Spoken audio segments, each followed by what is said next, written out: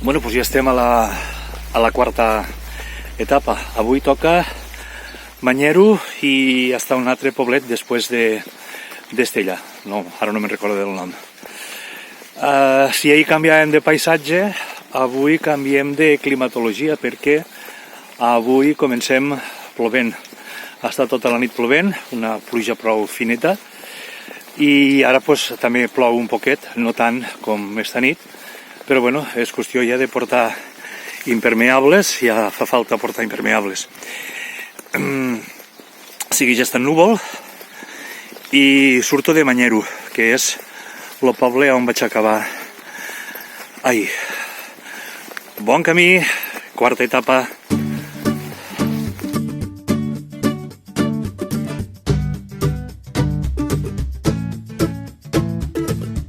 El primer poble que trobo després de Manyero és Zirauki, un poble que està posat a sobre d'un petit pujol i al que s'hi accedeix a través d'una porta medieval. Té també un camí romà, una antiga calçada romana, i també un pont del que no he trobat massa informació, que sembla ser també seria d'època romana.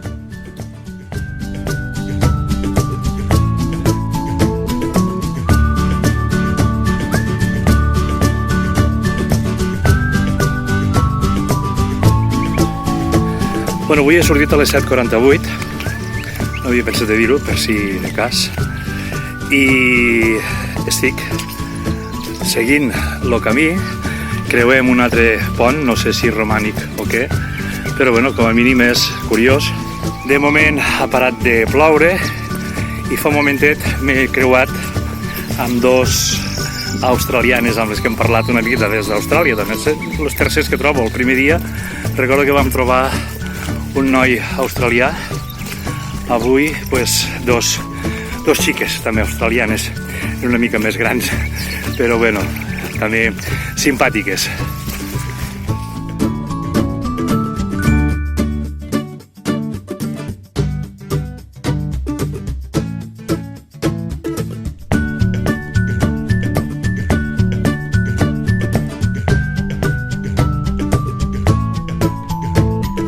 Bueno, doncs avui el camí no està molt transitat, o almenys no tan transitat com en dies anteriors. No sé si per la pluja o perquè he arrencat 5 quilòmetres més allà de Puente de la Reina, que és el lloc tradicional d'arrencar, però el cert és que no m'he trobat massa gent. A banda de les australianes, de l'amic brasiler, l'Ovir, per cert, que l'he trobat al sortir. Ara m'he trobat també 3 noies italianes, 2 de Roma, una altra de Turín. Porten 5 i 6 dies de camí respectivament, i pues, la veritat és que avui no hi ha massa històries que contar. De moment ha parat la pluja, fa bona hora perquè no fa calor i estic a punt d'arribar a Lorca, lloc on presumiblement haurem de fer la parada per esmorzar.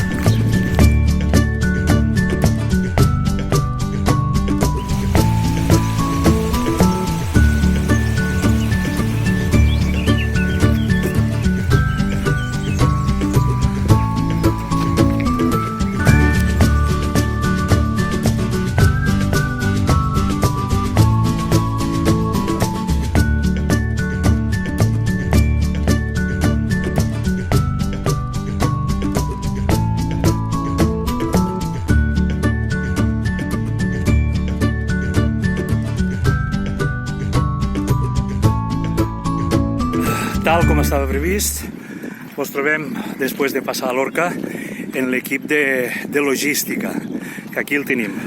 La meva companya de viatge al Camino i al Camino de la Vida, aquí m'espera. 9 quilòmetres i molt poquet, 2 hores exactes, el que hem fet fins al punt de trobada. Hola, amor, bon dia. Que guapa estàs.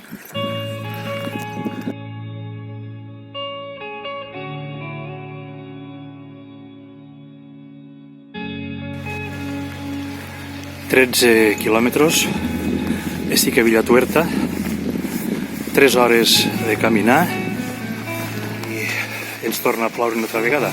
Buenos días! Ens torna a ploure una altra vegada i res, impermeable i a seguir endavant. El camí és això. Villatuerta és un poble que també té algunes coses a veure. El que passa que no hi ha massa temps i tenint en compte que plou, pues encara menys, però anem a seguir camí.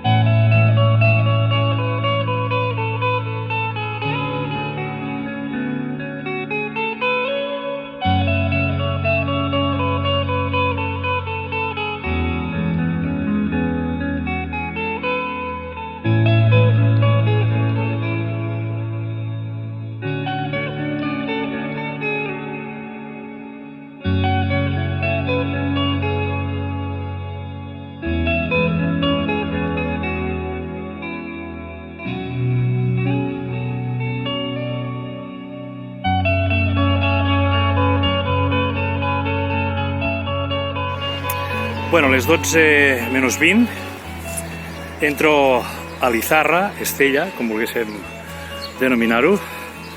Porto 17 quilòmetres des que he arrencat i encara ne vull fer-ne uns quants més. Encara falten 20 minuts perquè siguin les 12. Porto unes 3 hores 50 de viatge, no caminant, perquè hi ha que descomptar les parades. Així que passem per Estella. Després he de retornar perquè ens quedem aquí, però pues, de moment, com encara és pronte, estic, gràcies a Déu, bé en forma, doncs vaig a continuar.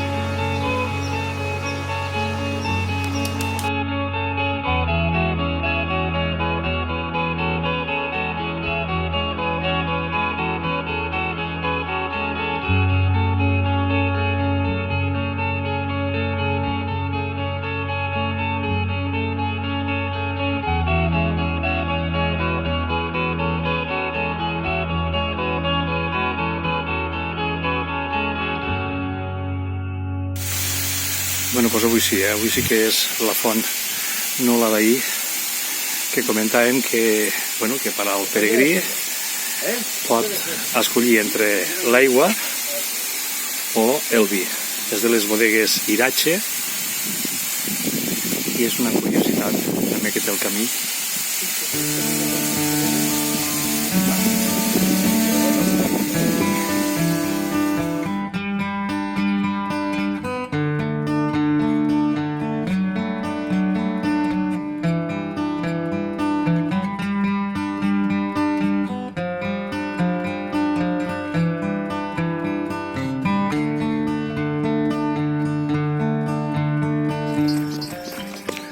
Arribant ja a Azqueta, potser falta encara un parell de quilòmetres, però quasi que completant ja l'etapa del dia. Ara ha parat l'aigua fa un ratet i el que tenim és una mica de vent.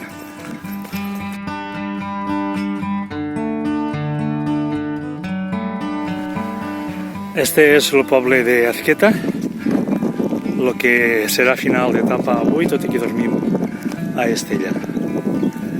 Al fondo, la serra d'Urbassa, un paisatge magnífic, de les coses boniques que té el viatge, que t'omplin paisatges com estos. I sentors i olors que podem gaudir, els que fem el viatge en aquesta època de l'any. Llàstima que a les pel·lícules o a les fotos això no es pot veure, però es pot sentir, però la veritat és que en aquesta època de l'any els perfums també formen part del paisatge. Final d'etapa a Azqueta, la 1:20 aproximadament, 5 hores 25 minuts de caminar, 5 hores 33, 5 hores 33 en moviment, o sigui, el temps total. en moviment, menys, claro, perquè hem de comptar les parades, per exemple, d'amorçar, fer fotos, etc. Los kilómetros 24.700 y bueno, quarta etapa aconseguida. Content i satisfet de poder-la haver acabat i ara pues cap a Estella a descansar. Ara trobarem a Teresa, la jefa de logística, que ja ens està esperant aquí, i res, una dutxa, dinar, descansar i després fer una mica de turisme.